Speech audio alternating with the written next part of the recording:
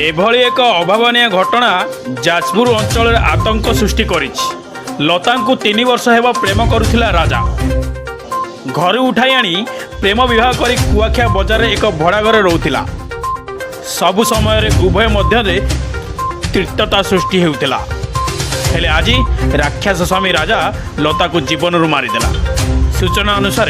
कुआखिया थाना अंतर्गत भोटगा ग्रामर विष्णुचरण बेहेरा पुओ सत्यरंजन बेहेरा जहां राजा बोली डाकती से भोटगा ग्रामर कलेश राउत झील दीपांजलि राउत लता को सी विवश भाव हत्या कर दुई जनक भितर कौन कारण को नहीं एक झगड़ा होता। झील घर परिवार पक्षर कुआखिया थाना लिखित अभियोग पर पुलिस शव जबत करने सह आसामी को गिरफ्त कर मरचंदी सी आम भौणी हे आर कौन काली रात झगड़ा लगी सी निजे कहते से मार्चंदी बोली सी हजबैंड भिणे से निजे कहते मु मार्ची बोली हाथ फात चिन्ह बेकर चिन्ह ब्लड पड़ची घरे आगुरी अभियोग होती 2-3 थर अभियोग अंडरटेकिंग लिखिकी छाड़ी से मारधर करें घटना पर 3 वर्ष कुआखिया मार्केट से यौतुक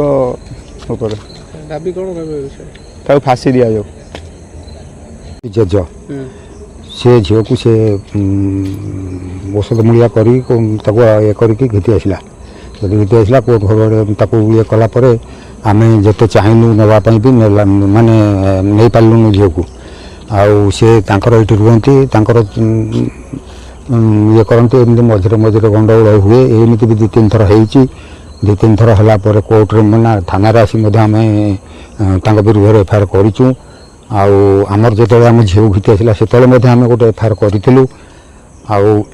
आजिकार घटना आम सागर तार भल थिला झीर बाप आ झीर माँ सहित तार भल संपर्क थिला जदि आम झीटा कौन कला तो आमको फोन करूँ आम झील को आमको हैंडओवर करूँ आज मारदे दिन 12टा बेलू मारी से घर भर रखी लक कर 3-4 थर ता झीर माँ जो 3-4 थर फोन कला झील फोन न उठेला हेटू ये टोका कतिकी फोन कला किए मो नाती